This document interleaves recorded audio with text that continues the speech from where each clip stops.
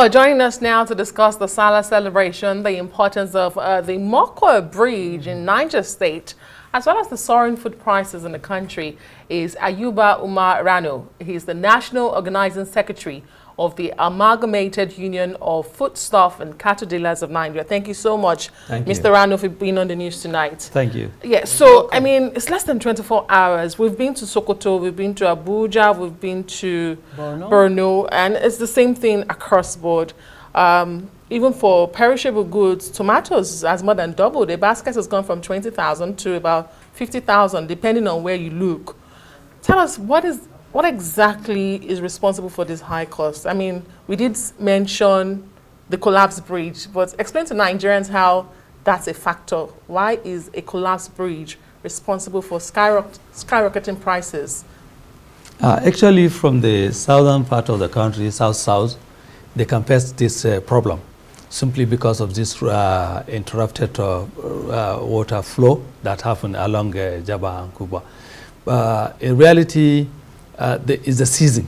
Actually, the tomato or vegetables, mostly this is a season where it can be scarce, actually. And we're expecting rain fall. Some of them that have been a dry season farming is almost finished. The season is trying to be going to the end now. So the season of this first time is come from the what we call it ending season of the vegetables time. That was makes it very scarce because the scarcity makes it to be very cost. Okay. In reality, it's the scarcity that makes it very costly. So it's further, worsened with the situation with what happened in Mokwa, with the flooding and the, collapse bridge in Mokwa. Of course, we understand that Mokwa is a hub, where goods come from the north to the south. And vice versa. Yes.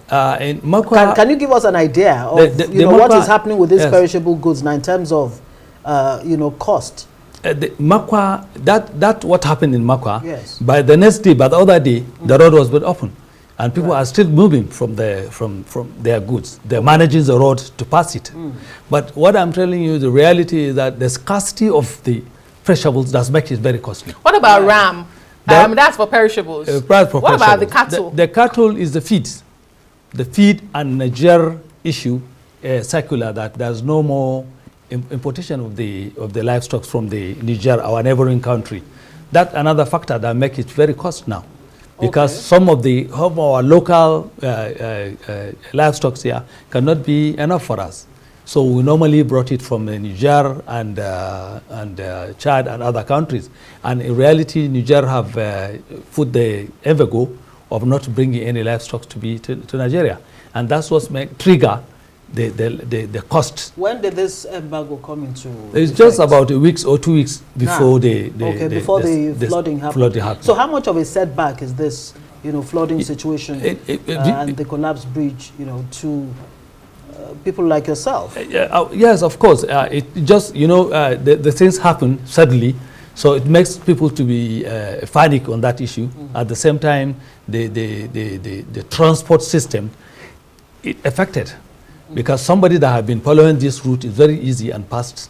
Then you have to turn to Lokoja to follow the other route to go there. So that what makes it another cost. And the transportation fee is very costly now. How much was it before and how much is it before now? A truck's about 1.2, 1.3, 1.5. But now it's almost 2 million plus. Okay. Wow. Mr. Rano, let's be truthful. You said this Niger embargo came in about a week ago. Yeah. I'm sure for some of these cattle ram sellers, these rams have been in Nigeria before a week ago. No, it's different. So why is it that the consumers who have to slaughter ram for their families and friends like us tomorrow have to pay so expensive for ram and give us excuse they can't buy ram? These rams did not just come into the country a week ago. That means we're not getting any ram this Yes. So really, can you really say that it's because Niger put a ban that they are so expensive? And then let's look for solutions. You speak for a union. Are you having a conversation with the government? What are the alternatives? When these things happen, a very close, short time. And the alternative for the government is to give us opportunity to negotiate with the government authority But unfortunately, the government have not been interfere on this issue. As a business community, we look into it, how to are going to make things to be easier. In our local livestock that we have now, it will be it's not be enough for us, because we always depend on the other side of the country by getting so much of it. But we do have. My question really is, how are you making sure that your members are not taking advantage of Nigerians? It's not advantage. Using Niger as an example. No. It's not. It's a scarcity, actually. It's a scarcity. How much, in terms of percentage, if you can give us figures? I mean, if you had 100 cattle, 100 ram, how much of it is local? How much of it is imported from places like Niger? Almost 60% of the livestock are being imported from other parts of the country. That much? From Niger, from the Niger and Chad. Yes. So now that, I mean, based on the report we had there, people are not able to buy 800, yes. 900. It's a total loss for even the union or the other members. Are you being forced now to bring down your prices, especially because it's Salah? We have been praying for that, and we have been telling people for that. And in fact, as a union, we are even enforcing that people has to go down, because if you have not sold it in this festive period, there's not any festive period around again, you are lost. If I have not sold my my ram in this Salah, that means that I lost automatically, because I have to continue feeding him. Yes. Am I waiting for the other year? Yes. So it's a loss all around. It's a loss all around. Let's go back to the perishable very quickly. What are the alternatives? We hear the government talking about all seasonal farming. Because you did say that it's because of scarcity and it's almost out of season. That's why we are seeing them so expensive.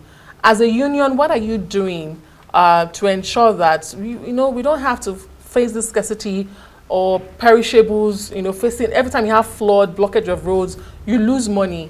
First, can you tell us in terms of money, how much have you lost in this particular situation? And what are you doing to ensure that we have all-season farming? In this season, actually, we lost more than 1.2, 1.3 billion naira in this system, simply because when the market cut off, all our perishables, some of the perishables there, we lost it.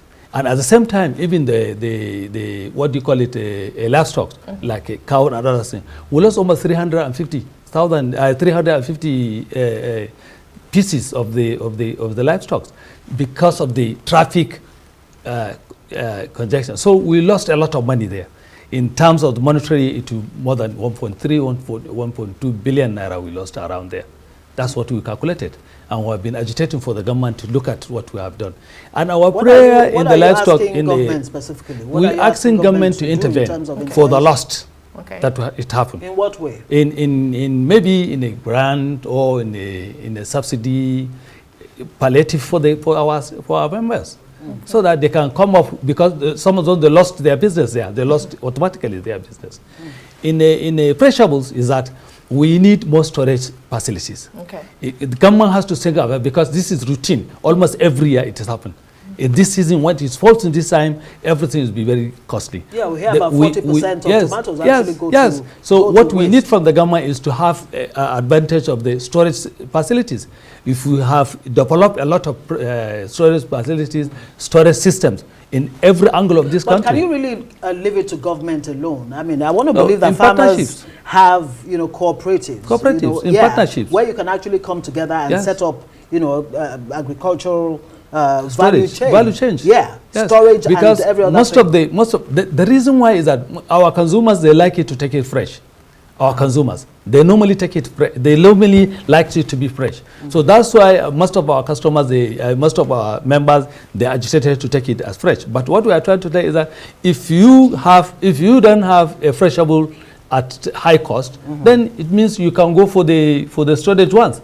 So the opportunity we have is that there is a lot of these freshables. But unfortunately, most of the managing situation that makes it to be lost. Alhaji, let's go back to the issue of the rams. In Nigeria, I mean, a colleague just sent this to me now. In Nigeria, several breeds of rams are commonly raised, including indigenous breeds like the Yankasa, Uda, Balami, and West African dwarf, as well as introduced breeds such as the Dopa. So the breeds that we have here, based on this, to a very large extent, they actually adapted to the weather and the conditions here in a way that should make them proliferate. So what exactly is the problem with our local breeds, that you're not able to, have that satisfy the population without having to heavily, up to 60% rely on what you get from Niger. Why can't we produce enough? You see, the basic thing that you need to know is that in this business, there are some people who take it serious. There's people who have been taking it as part of their business. Is the culture, some of the culture contributed in the business. In the culture of Niger and other part of the country, it's part of them to rear. In almost every family, you find out that they have the what do you call it, livestock in their houses. You understand? But we here in part of the country, not almost everywhere there's sharing that. And another thing that I want you to know is that insecurity is a matter. Okay. The major challenges that we lost this opportunity that we fought. Before is about 80% we have it here. We don't need the others. But insecurity makes all the villages, all the people that have been taking all these things, they are no more in that position. They cannot be that. You understand? They cannot even have opportunity to rear all this. In fact, where do you all stand when it comes to the issue of ranching or grazing reserves? That is the most important things that the government continue to emphasize to enforce. Not even to emphasize to impose it, simply because there is need of it. If you have a ranch, you have a security. The government can give opportunity to take care of that area. But the ranches, the issue of ranches is the issue of land. Another thing is the atmosphere of the environment. If you make a ranches, there is a lot of things that goes wrong in some other part of it, because some of the community, they will not adapt other communities.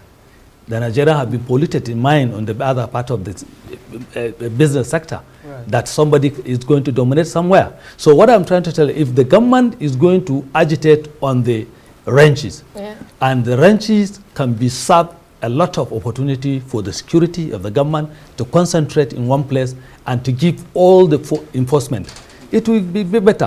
Okay, we had one of the respondents say the value of the currency between Niger and Nigeria is also a factor. Yes, a factor. Okay, yes. All right. It's sad, but I do hope that enough people are able to find ram to slaughter tomorrow. And, for friends like us, we'll have hope we'll get ram from our neighbors, Muslim I'll have to go out to you for those businesses that have lost in this period. And we do hope that the government also listens to you. We wish the government do something about it. Do something. Thank you so much. Ladia Yuba, Umar Rano, thank you. Thank you so much for joining us on Newsnight tonight.